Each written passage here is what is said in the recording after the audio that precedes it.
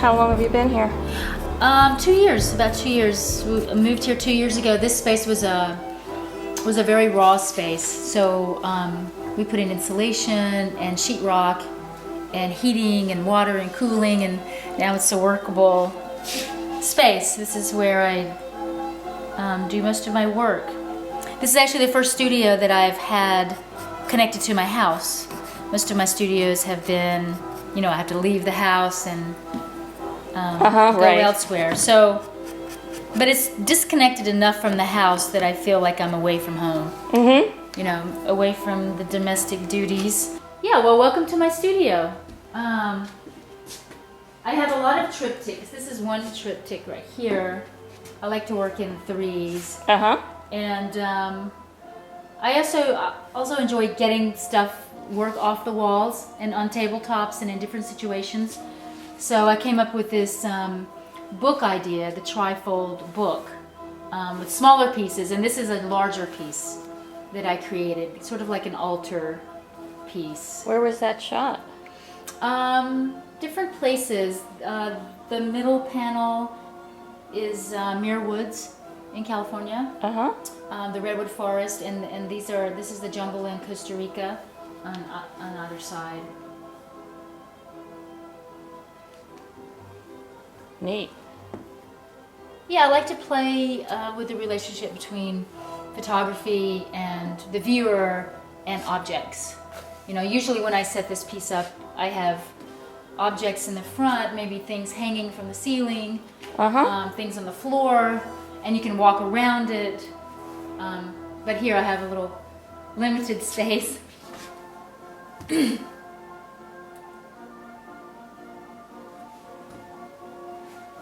And this work here seems like totally different from your other kinds of photographs, but could you explain that technique? I have these are cyanotypes.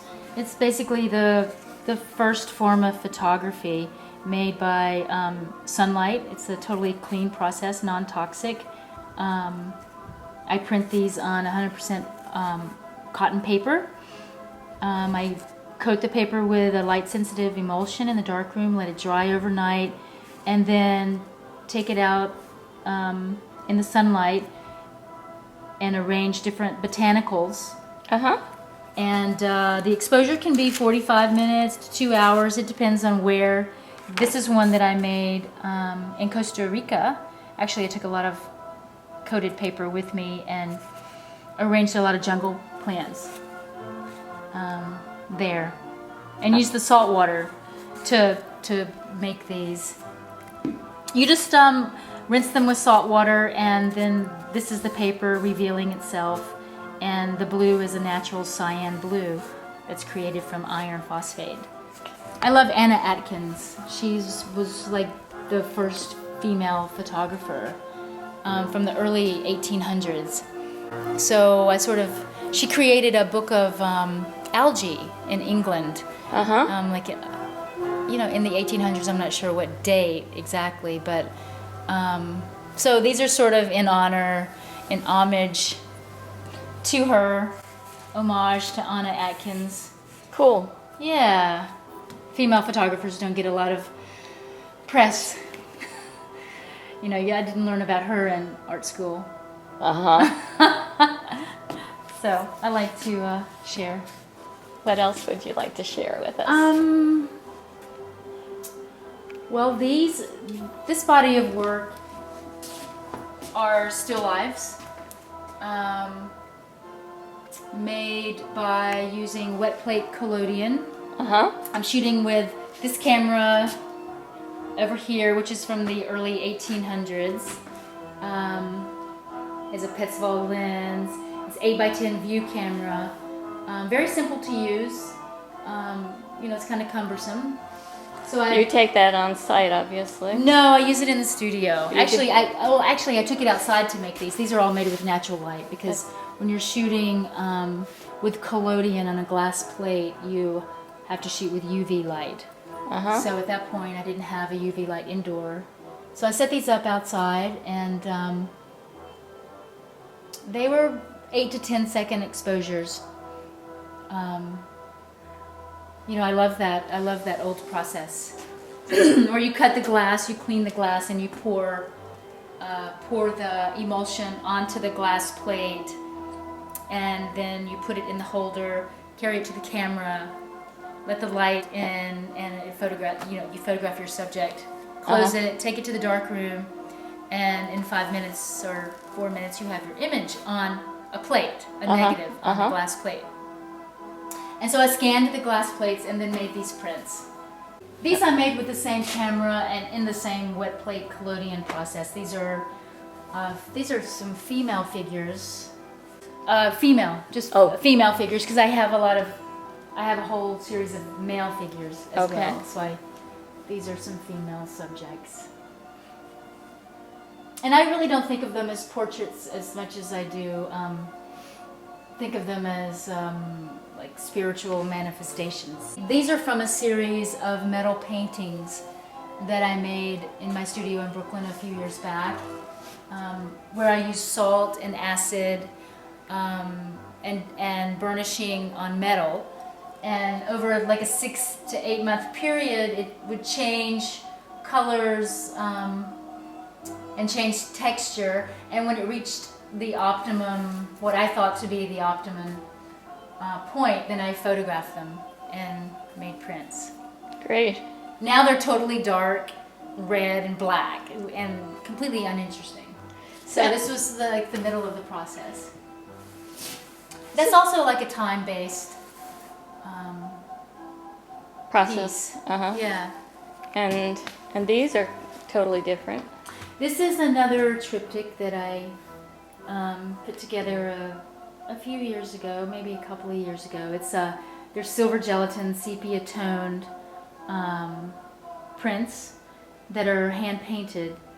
I used I use a lot of clay and earth in my painting, so this sort of burnt sienna color is a mixture of clay that I've added to the surface of the photograph, and then the blue color and some highlights I've added as well.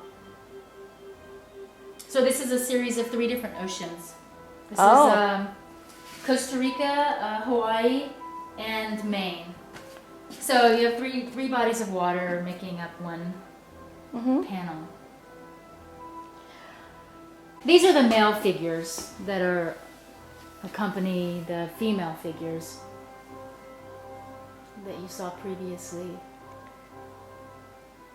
You know, I was scheduled like 6 or 7 in a day. It's an honor to be, portrayed by an artist such as yourself.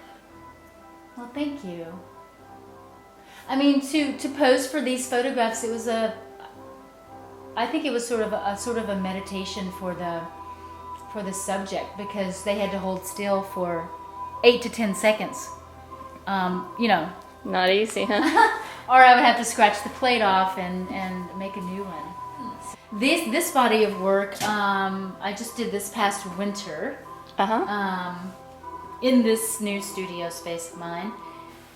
They're more heavily painted photographs than my previous photographs, and there's a lot more tension and sort of trying to represent the dissonance and the out of balance in nature at the present moment,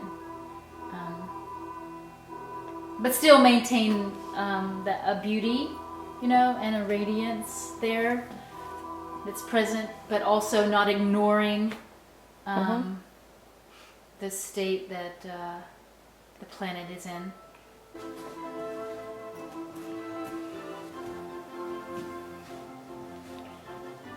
How old is this camera?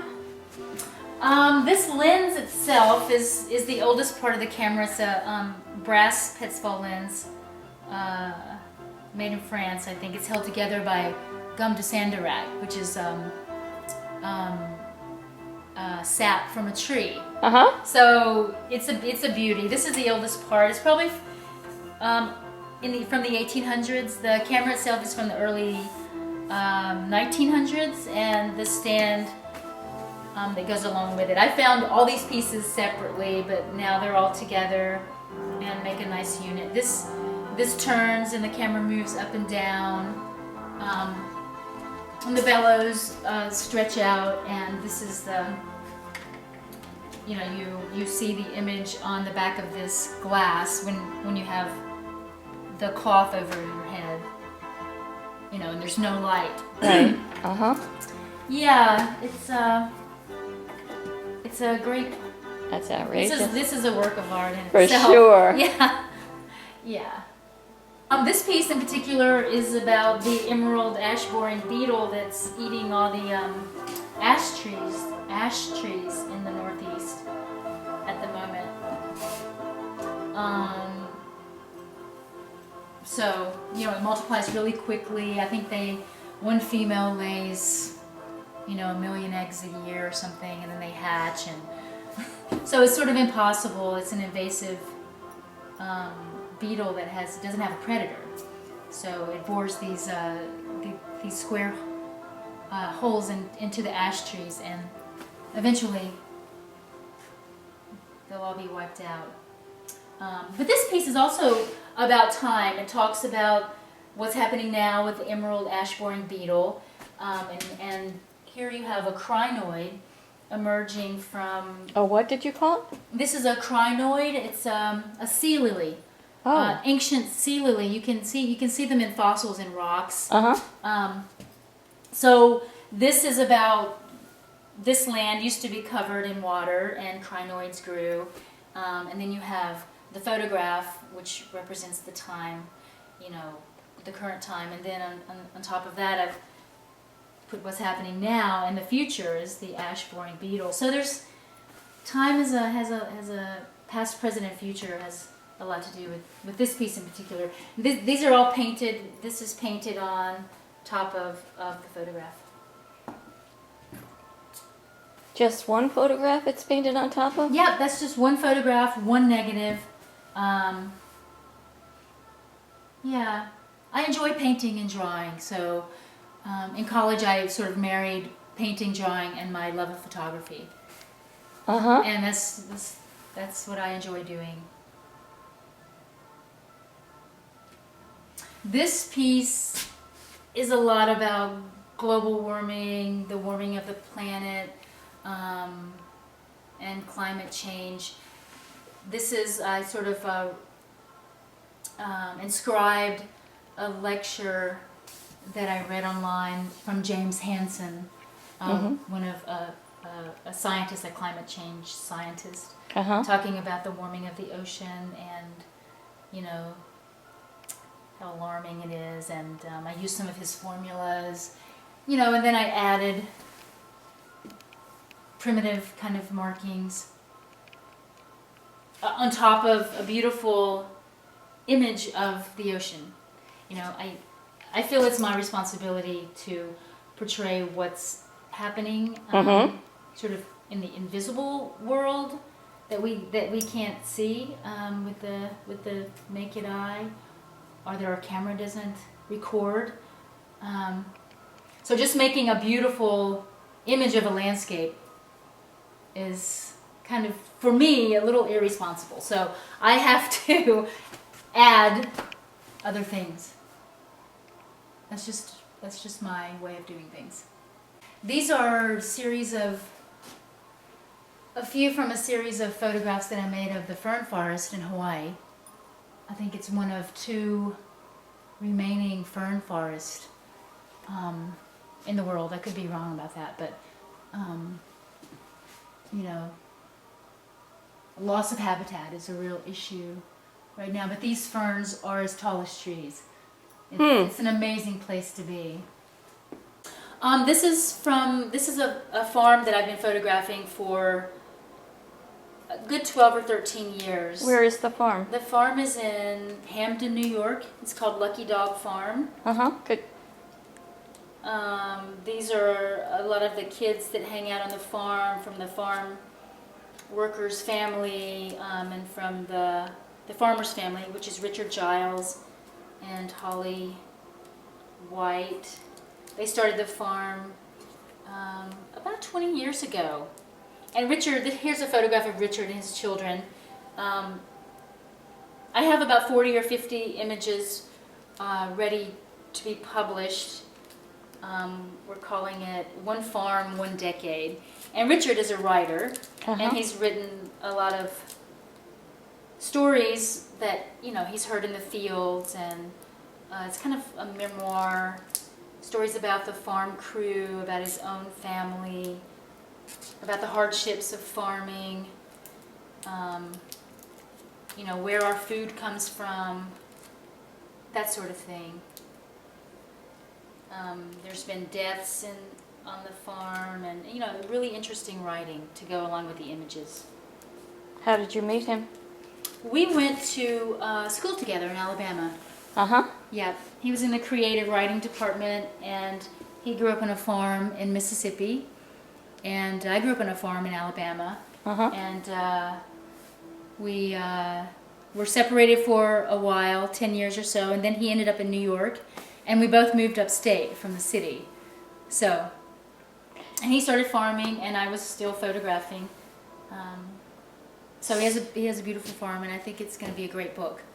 And I'm assuming that you took those pictures from that giant camera. Am I right? I used my Hasselblad for these. My 2 1/4. Show me a Hasselblad. Yeah. Here's my Hasselblad. It has a waist level viewfinder, so I actually don't have to hold it to my head. You know, I shoot from the hip. You know, it's a Swedish camera. It's a great design. I love it. I love the square format. Yeah, it's a beautiful camera. It's a work of art in itself. Yes, just like the old century. Yeah, I don't even own a digital camera. I like the process of film. And the deliberateness of shooting film. Yeah. Well, it's been a pleasure to meet you, and thanks for sharing. Thank you so much.